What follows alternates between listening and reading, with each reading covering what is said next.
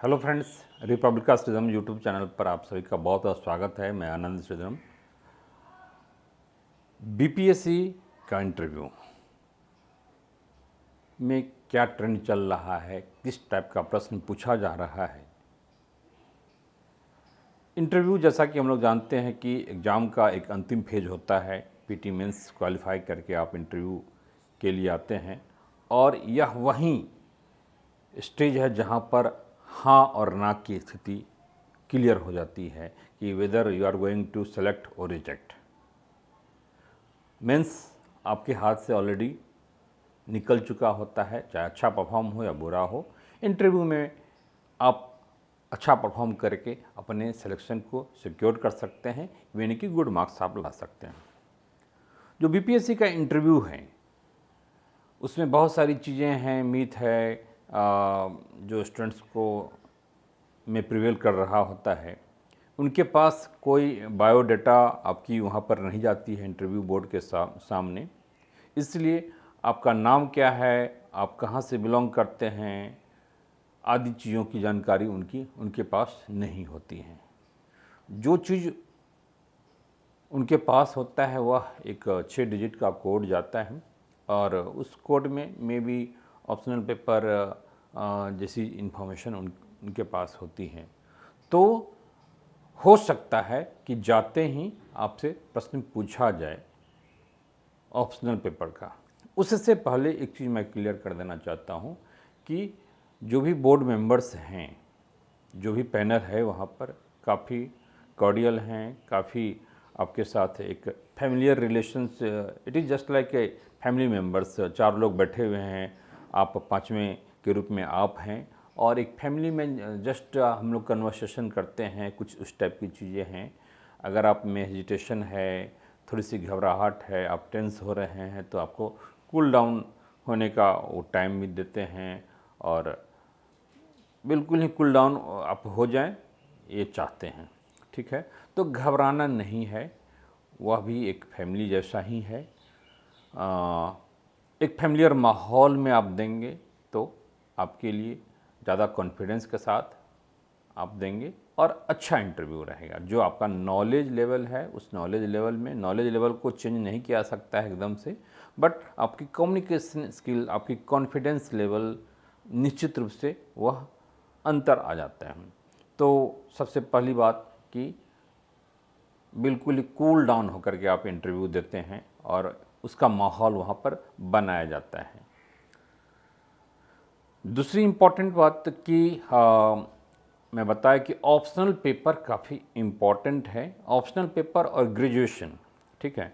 हो सकता है कि पहला क्वेश्चन आपसे यह पूछा जाए या पूछा जा रहा है जनरली कि इंट्रोड्यूस योर सेल्फ या give a brief introduction about your self, अपने बारे में परिचय आप दें।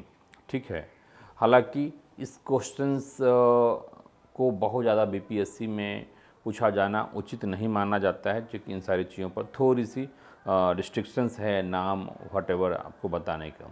ठीक है, तो जो इम्पॉर्टेंट चीज़ है वह यह है कि आपका ग्रेजुएशन सब्जेक्ट क्या है और आपने ग्रेजुएशन कब किया है। तो कब किया है, यहाँ से अगर मान लीजिए लंबा अगर गैप है आपका, तो आपने 2010 में किया, 11 में किया, 12 में किया या उससे पहले किया, तो एक गैप बन रहा है, तो उसके लिए आप प्रिपेयर रहेंगे कि इस गैप में आप क्या कर रहे थे। जॉब कर रहे थे तो वेल एंड गुड, बहुत अच्छा। नहीं कर रहे थे तो आप थोड़ी सी प्लान कर लेंगे उसके बारे में। ठीक है, जिनको ही कुछ प्रॉब्लम होगी तो कांटेक्ट करेंगे आपको इसके लिए प्रॉपर ट्रेनिंग और प्रॉपर इसके लिए मेंटली प्रिपेयर्ड कर दिया जाएगा कि बहुत ही अच्छा आंसर जवाब दिया जा सकता है। थोड़ी सी प्रैक्टिस आपको करनी होगी। ठीक है, तो इसके लिए आप कांटेक्ट करेंगे। तो गैप को भरना है अगर गैप है तो। दूसरी इम्पॉर्टेंट बात है कि जो भी आपका ऑप्शनल पेपर है तो उसकी तैयारी आपको करनी है, वो पूछा ही जाएगा। वेदर इट इज़ हिस्ट्री और जोग्राफी और LSW और हिंदी लिटरेचर या कोई साइंस का सब्जेक्ट है, मैथ है, इंजीनियरिंग बैकग्राउंड है, कुछ भी है, तो वहाँ से क्वेश्चन बनने की पॉसिबिलिटी होती है। साथ ही आपके ग्रेजुएशन के सब्जेक्ट के साथ साथ ऑप्शनल पेपर जो भी है वहाँ से प्रश्न बनता है। फिर ऑप्शनल पेपर का क्या इम्पोर्टेंस है, यह भी पूछा जा रहा है। क्या इम्पोर्टेंस है एडमिनिस्ट्रेशन में, ठीक है, वो कैसे वह हेल्पफुल होगा, कैसे वह आपके लिए बेनिफिशियल होगा एडमिनिस्ट्रेशन में। तो इन सारी चीज़ों को, कुछ बेसिक चीज़ें हैं जो आप देख जाएंगे, जहाँ से आपकी इंटरव्यू की पूरी तैयारी शुरुआत होती है। तो यहाँ से ही आपका कॉन्फिडेंस लेवल कम ज़्यादा, अगर आपकी स्टार्टिंग ही अच्छी जा रही है तो सर्टेनली आपका आगे भी अच्छा रहेगा, इस बात की अच्छी पॉसिबिलिटी है, ठीक है। Well beginning is half done वाली बातें, तो ये चीज़ें हो गई ऑप्शनल और ग्रेजुएशन। अब ऑप्शनल में हिस्ट्री में या ज्योग्राफी में क्या पूछा जा रहा है, तो थोड़ा सा डिटेल वाली बातें हो गई। तो मान लीजिए ज्योग्राफी है तो आप पूरी इंडिया का टोपोग्राफी है, उसको आप देख जाएंगे, वो काफ़ी इम्पॉर्टेंट है। फिर उसके बाद प्लेट टेक्टोनिक थ्योरी प्राय पूछा जा रहा है। बिहार है तो उसका रिवर सिस्टम, ड्रेनेज सिस्टम है, इन सारी चीज़ों को आप देख जाएंगे। हिस्ट्री है तो आपका सबसे फेवरेट पार्ट कौन सा है, ठीक है, जो भी फेवरेट पार्ट आप बोलते हैं तो वहाँ पर आपकी तैयारी थोड़ी सी अच्छी होनी चाहिए। तो ये कुछ बेसिक चीज़ें हैं। LSW है तो LSW में केवल लेबर लॉज नहीं है, सोशल वेलफेयर वाली चीज़ें भी है, सोशल सिक्योरिटी वाली चीज़ें भी है, तो इसको आपको ध्यान में रखना है, ठीक है। उसका उस रूप में क्या यूटिलाइजेशन होगा, इम्पोर्टेंस रेलिवेंसी होगी एडमिनिस्ट्रेशन में, इसको ध्यान रखना है। खासकर मान लीजिए आप वुमेंस हैं तो वुमेंस से रिलेटेड क्या चीज़ें हैं, फिर सोशल सिक्योरिटी से रिलेटेड चीज़ें वुमेंस के लिए क्या किया जा रहा है, या फिर वुमेंस से रिलेटेड क्या पॉलिसीज वगैरह है, ठीक है। तो सोशल इशूज हमारा कहने का मतलब है। साथ ही LSW है तो उसमें आप देखेंगे कि इसमें इंडस्ट्रियल डिस्प्यूट्स भी है, जिसमें लेबर और जो इंडस्ट्रियलिस्ट होते हैं उनके बीच जो भी डिस्प्यूट होता है उसके समाधान की चीज़ें भी वहाँ पर होती हैं, ठीक है। बेटर मैनेजमेंट की बातें हैं, तो कुछ बेसिक चीज़ें हैं। साहित्य है तो कुछ आपकी जो फेवरेट जो साहित्यकार हैं उनको आप देख लेंगे, कुछ समकालीन साहित्यकार हैं उनको देख लेंगे, इस टाइप के प्रश्न पूछा जा रहा है, ठीक है। तो ये हो गई ऑप्शनल की बातें, बहुत ज़्यादा डेप्थ में नहीं जाऊंगा, अगले वीडियो में इसमें अलग अलग चर्चा हम लोग करेंगे। और इस पर रिपब्लिका के द्वारा वीडियो भी बनाया जा रहा है, एक मॉडल हिस्ट्री का क्वेश्चंस क्या हो सकता है, कितने एंगल से प्रश्न पूछा जा सकता है, ज्योग्राफी है, LSW है, तो इस पर ढेरों सारा वीडियो ऑलरेडी है, उसको आप लोग देखेंगे। अब है कि बिहार बेस्ड क्वेश्चंस, ठीक है, तो बिहार बेस्ड क्वेश्चंस भी पूछा जा रहा है। मतलब आपके ऑप्शनल और ग्रेजुएशन के पेपर के बाद अगर कोई इम्पॉर्टेंट एरिया है तो वह है बिहार बेस्ड क्वेश्चन। बिहार में क्या हलचल चल रही है, ठीक है, बिहार में एग्रीकल्चर के लेवल पर, इंडस्ट्री के लेवल पर, इंफ्रास्ट्रक्चर के लेवल पर बिहार में पॉवर्टी है, लिटरेसी है, GDP रेट है, इन सारे तमाम चीज़ों के बारे में प्रश्न पूछा जा सकता है, ठीक है। हमारा जो ग्रोथ रेट है अच्छा है, लेकिन फिर भी पर कैपिटा इनकम हमारा बहुत अच्छा नहीं है, यहाँ पर पॉवर्टी है, इसके पीछे क्या कारण है, ठीक है। तो इन सारी चीज़ों को आप देख जाएंगे। जैसे बिहार में अभी इथेनॉल का प्रोडक्शन वगैरह का स्टार्ट हुआ है, पेप्सी बॉटलिंग प्लांट वगैरह की शुरुआत हुई है, ठीक है। तो ये सारी चीज़ें इंपॉर्टेंट हैं। साथ ही बहुत सारे लोग पुलिस सर्विस को टॉप प्रायोरिटी में रखते हैं, तो आप देखेंगे कि बिहार में आए दिन चोरी डकैती जैसी चीज़ें भी, वारदातें बढ़ रही है, क्राइम भी बढ़ रहा है। पटना जैसे शहरों में फ्लैटों में काफ़ी ज़्यादा चोरी की घटनाएं बढ़ रही है। तो इसमें आप क्या सलाह देंगे, कैसे आप इसको टैकल करेंगे, हैंडल करेंगे एज ए DSP के रूप में? हाँ, पुलिस रिफॉर्म क्या है, इसमें क्या क्या होना चाहिए, कम्युनिटी पुलिसिंग क्या है, तो ये सारी तमाम चीज़ें हो सकता है उस बोर्ड मेंबर में कोई एक पुलिस अधिकारी हो या फिर डिफेंस से रिलेटेड बैकग्राउंड के लोग हों, तो उनकी एक्सपेक्टेशन और होती है। तो इसको आप लोग ध्यान में देख लेंगे, जिन लोगों ने खासकर पुलिस सर्विस को अपनी टॉप प्रायोरिटी में रखा है। तो एक तो बिहार बेस्ड क्वेश्चन हो गया। अब मैं उसी पर आता हूँ, सर्विस बेस्ड क्वेश्चन या प्रायोरिटी बेस्ड क्वेश्चन। तो अपनी प्रायोरिटी में चूँकि इस बार BS नहीं है तो आप पुलिस सर्विस को डालते हैं, या फिर फाइनेंस सर्विस को डालते हैं, MU को डालते हैं, SC/ST वेलफेयर ऑफिसर को डालते हैं, फिर अल्पसंख्यक जो माइनॉरिटी वेलफेयर ऑफिसर है, ठीक है, RDO है, इन चीज़ों को डालते हैं। तो उसके बारे में प्रॉपर थोड़ा सा आप वर्क कर लीजिए, क्योंकि इस पर प्रश्न पूछा जा रहा है, पूछा जा सकता है। मान लीजिए आपने डाला है कि SC/ST वेलफेयर ऑफिसर, ठीक है, तो इसमें जैसा कि प्रश्न पूछा जा रहा है कि SC/ST से रिलेटेड क्या प्रोविजंस हैं हमारे कॉन्स्टिट्यूशन में, या फिर किस प्रकार का कानून है उनकी सेफ्टी सिक्योरिटी के लिए, उनके वेलफेयर के लिए। तो ये चीज़ें इम्पॉर्टेंट है कि जिसको भी आप मान लीजिए MUO आपने ऑप्ट किया है अपनी प्रायोरिटी में, तो MUO की क्या रिस्पॉन्सिबिलिटी है, कैसे आपका जो सब्जेक्ट है वो हेल्पफुल हो सकता है, ठीक है। आपका हेल्प, मान लीजिए आपने ज्योग्राफी रखा है तो कैसे हेल्पफुल होगा MUO के पोस्ट पर जब आपका चयन होता है। तो service and priority based questions, मतलब एटलीस्ट कम से कम जो आपकी स्टार्टिंग जो 3 प्रायोरिटी होगी उससे रिलेटेड चीज़ों को आपको देखना है, बिल्कुल ही अपेक्षित होता है, होगा, और बिल्कुल इन सारे एरिया से क्वेश्चंस आएंगे। तो ये हो गए। अब आगे हम लोग बढ़ें तो करंट का क्वेश्चन पूछा जा रहा है। करंट में नेशनल इशूज भी और इंटरनेशनल इशूज भी। अगर नेशनल इशूज की बातें करें तो अभी देखिए कि जैसे बिहार से ज़्यादा अभी यूपी की चीज़ें जो है, जो बुलडोजर की जो एक राजनीति कह लें, वह कहीं ना कहीं प्रिवेल हो रहा है। बोरिस जॉनसन जब ब्रिटिश प्राइम मिनिस्टर जब इंडिया अभी आए हैं थोड़े दिन पहले, तो JCB पर वो चढ़ गए। हाँ, और JCB कहीं ना कहीं एक बुलडोजर वाली चीज़ों को इंडिकेट करता है, जो कि यूपी में अभी वैसे भी प्रिवेल हैं। तो इन चीज़ों को थोड़ा सा देखेंगे। थोड़ा सा अभी आप देख लेंगे कि ज्ञानवापी वगैरह की जो परिघटना है, या ज्ञानवापी में जो सीलिंग वगैरह मिला है, इसमें सुप्रीम कोर्ट का क्या निर्देश है, तो इसमें आपका स्टैंड बिल्कुल ही क्लियर होना चाहिए, ठीक है। आपका क्या व्यू है, आप कोर्ट से सहमत होंगे, जो कोर्ट का जो भी निर्देश है कि सर्वे भी होना चाहिए और जो नमाज अदा करने का है वो भी आप करेंगे, और साथ ही जो शिवलिंग है उनका भी संरक्षण होना चाहिए। तो ओवरऑल क्या है कि यह एक आस्था और एक संप्रदाय के बीच एक द्वंद्व की स्थिति है, ठीक है। तो आपको दोनों को बराबर ही महत्व देना है इस संदर्भ में। तो इस टाइप की चीज़ें जो भी है नेशनल लेवल पर चल रही है, उसको ध्यान में रखना। अभी इन्फ्लेशन वगैरह काफ़ी ज़्यादा बढ़ रहा है, तो चाहे आप इकोनॉमिक्स के स्टूडेंट हो या ना हो, तो इन्फ्लेशन को कर्व आउट करने के लिए क्या किया जाना चाहिए, इसका क्या कारण है। हाँ, महंगाई काफ़ी बढ़ रही है। तो ये चीज़ें हो गई। इंटरनेशनल लेवल पर आ जाएं तो जो पूछा जा रहा है वह कि क्या इंडिया के आस पड़ोस में क्या चल रहा है। तो क्या चल रहा है, तो एक तरह से आपको खुलेआम न्योता दे रहे हैं कि आप सेलेक्ट कीजिए कि आप नेपाल से प्रश्न पूछवाना चाह रहे हैं, श्रीलंका से, हाँ, या कुछ और से, ठीक है, पाकिस्तान से, चाइना से।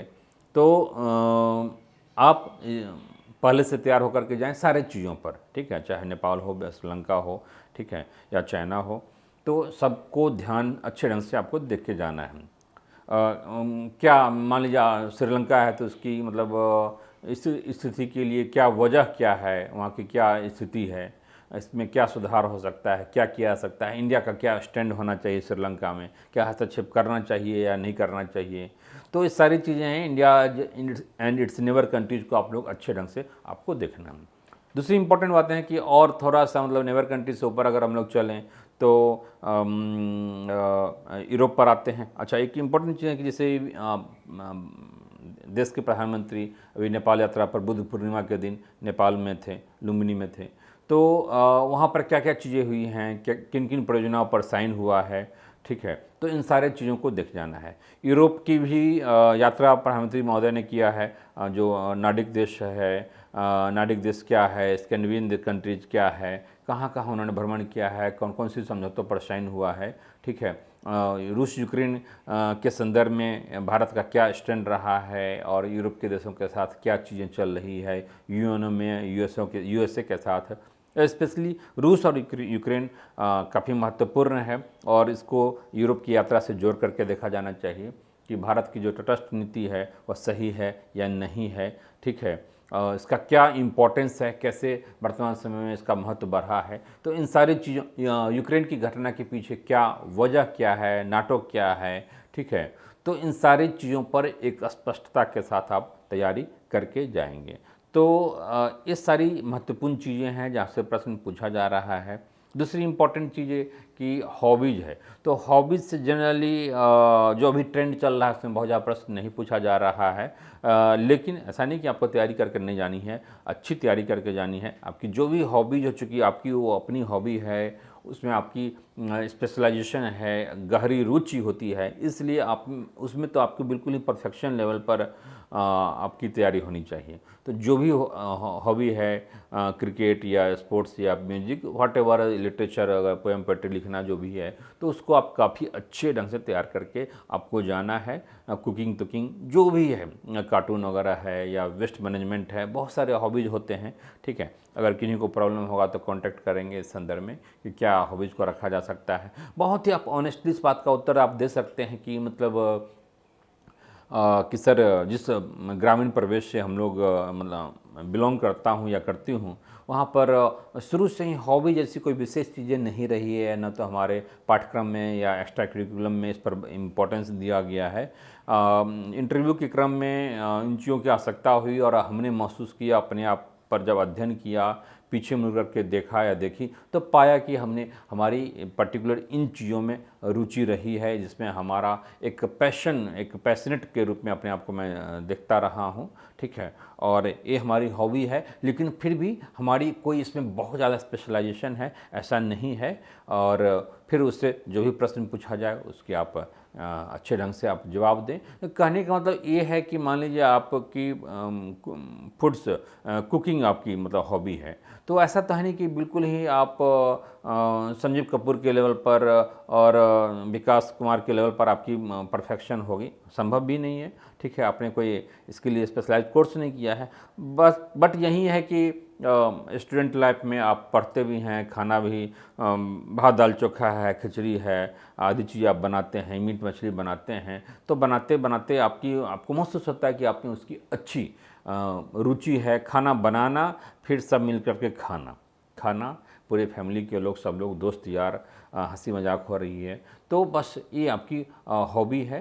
और लेकिन इसमें आप अच्छे ढंग से आप देख जाएंगे, साउथ इंडियन फूड है, नॉर्थ इंडियन फूड है, दोनों में क्या डिफरेंसेज है, क्या क्या इंग्रेडिएंट्स के रूप में यहाँ और वहाँ यूज किया जाता है, तो सारी चीज़ों को आप देख जाएंगे। ठीक है, तो ये रही हॉबीज़ से रिलेटेड।